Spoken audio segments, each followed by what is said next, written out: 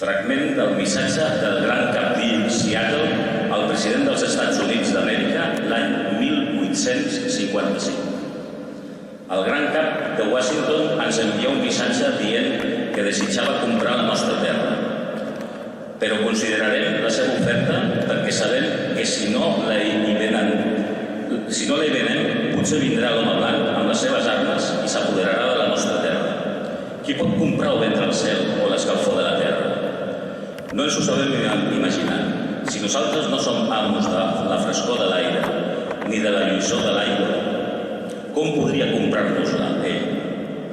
Mirarem de prendre una decisió.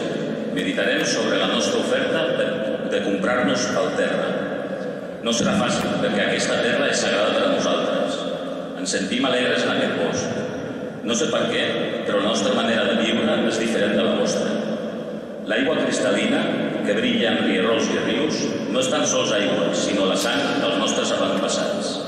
Si us venem la nostra terra, heu de saber que és sagrada i que els vostres fills aprenguin que és sagrada i que tots els reflexos passatgers de les aigües clares són els fets i les tradicions que refereix al meu poble. El murmuri de l'aigua és la veu dels meus avantpassats. Els rius són germans nostres. Ells ens apaguen la set. Els rius porten les nostres canoes i alimenten els nostres fills.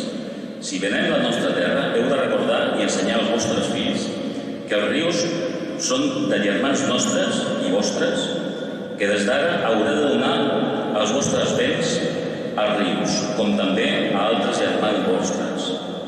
Però si us venem la nostra terra, no oblideu que per a nosaltres l'aire té un gran valor, que l'aire comparteix el seu esperit amb tota la vida. El vent va donar als nostres pares el seu primer alè i rep el seu darrer sospir, i el vent també insuflarà la vida als nostres fills.